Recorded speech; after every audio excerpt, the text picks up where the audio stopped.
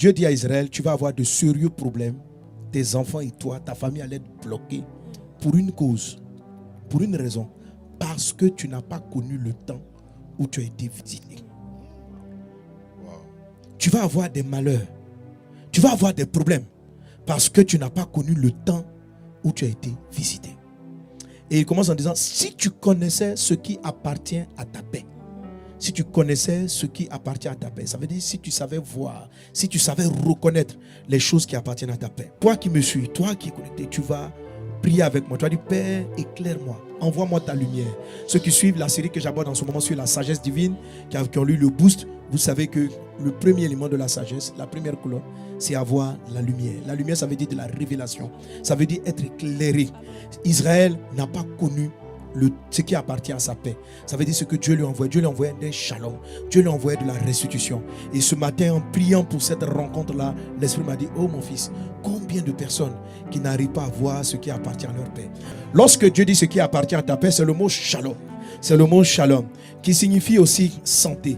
Il y a des choses qui appartiennent à ta santé. Que aujourd'hui je prie pour la guérison. Je prie pour la santé de tous ceux qui sont connectés. Et que quand Dieu va t'envoyer la santé, que tout ce qui appartient à ta santé, tu puisses le discerner dans le nom de Jésus-Christ de Nazareth. Alléluia.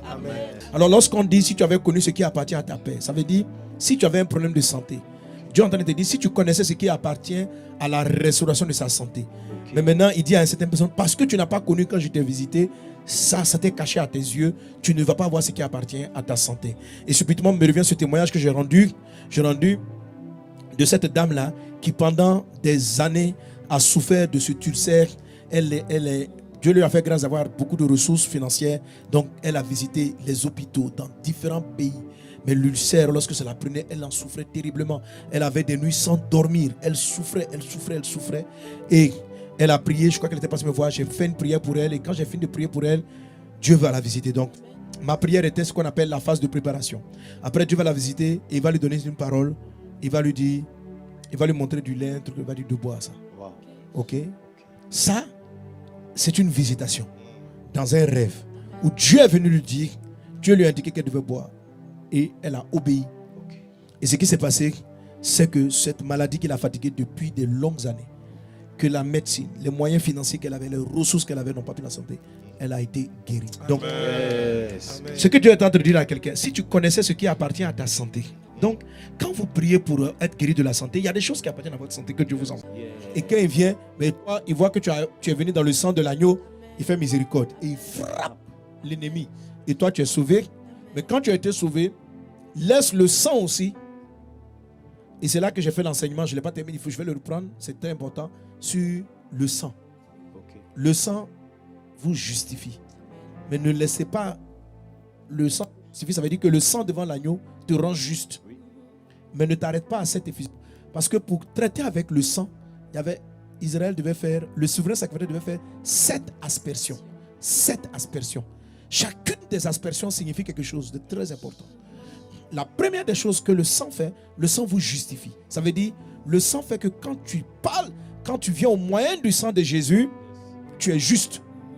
Pourquoi? Pas parce qu'on ne te regarde pas, on regarde la justice de Christ. Mais ça ne veut pas dire que toi qui es caché derrière le sang là, tu es parfait. Amen. Ce n'est pas toi qui es juste, c'est Jésus qui est juste. Et toi tu t'es caché derrière le juste. Tu n'es pas juste. Maintenant, le sang purifie aussi. Le sang ne justifie pas seulement. Le sang purifie. Purifie, on n'a pas à purifier Jésus, il est sans péché. Alléluia. Donc le sang doit maintenant rentrer dans ta vie. Non seulement il te couvre par rapport au jugement qui est en train d'arriver, mais il va rentrer en toi et puis traiter avec les défauts qui ont fait que le jugement et ton ennemi a pu prendre l'ascendant sur toi. Donc laissez une des aspersions du sang enlevant vous les traces du péché. Il y a beaucoup de termes. Le sang fait l'expiation, c'est plus puissant que la purification, l'expiation. Le sang fait la justification, le sang fait la sanctification. La Bible, nous sommes sanctifiés par son sang. Ce sont des expressions qui sont utilisées, les gens croient que c'est la même chose, c'est pas pareil. Le sang fait la sanctification, ça signifie mettre à part. À l'origine, chacun d'entre nous est dédié à un service à Dieu. Alléluia.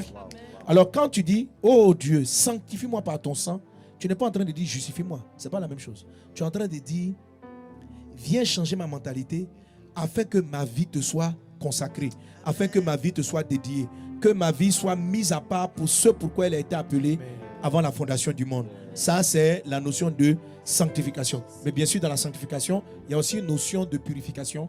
Il y a aussi une notion. Donc, retiens ceci. Tu as 3 sous-visitations. Il ne faut pas les rater. Amen. Il ne faut pas les manquer. La première, quand tu pries, oh, mon Dieu, glorifie ton nom dans ma vie. Tends vraiment ta main. Accorde-moi ceci, accorde-moi cela. Que Dieu te les accorde. Amen. Amen. Alléluia. Amen. Tu vas recevoir, tu pries jusqu'à recevoir la paix. La première paix que vous recevez par rapport à un sujet pour lequel vous priez, quand vous êtes dans la confusion, quand vous priez puis vous êtes toujours triste, quand vous priez puis vous êtes toujours angoissé, c'est que vous n'avez pas encore été visité. C'est-à-dire l'ange ou la réponse en train d'arriver. Mais elle va arriver dans votre vie sous forme de vous préparer. Et ça sera pour un sujet de prière que vous avez fait, la paix. Cette assurance-là que vous recevez, Dieu te dit par exemple, va à ce culte. Et à ce culte, tu entends le pasteur parler et tu ressens la paix comme si Dieu venait de te répondre.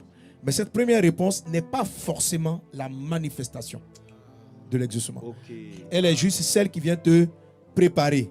Alléluia. Amen. Alors vous voyez quand le Seigneur dit ceci, il dit à la stérile, prépare-toi parce que tu vas enfanter. Il dit, élargis l'espace de ta tente, allonge tes cordages, etc. Donc la phase de la préparation, c'est que comme je sais que je vais avoir un enfant, comme je sais que je vais me marier, je suis parti à ce culte. Il y a un homme de Dieu qui est venu vers moi et dit, ma fille, la faveur de Dieu va te visiter, bientôt ton mariage arrive. Ok? Ça peut être une préparation. Alléluia. Si donc cette préparation veut dire, tu dois dire, ah, Dieu me dit que je vais bientôt me marier. Qu'est-ce que je dois faire pour être prête? Et là, en ce moment précis, là, vous devez communier avec le Saint-Esprit pour vous préparer. C'est lui qui vous prépare. Et la préparation, vous devez accepter cette visitation qui vous prépare tu vas connaître bientôt une élévation ministérielle. C'est une préparation. Tu vas connaître bientôt une nouvelle étape. L'église va croître. C'est pour te préparer.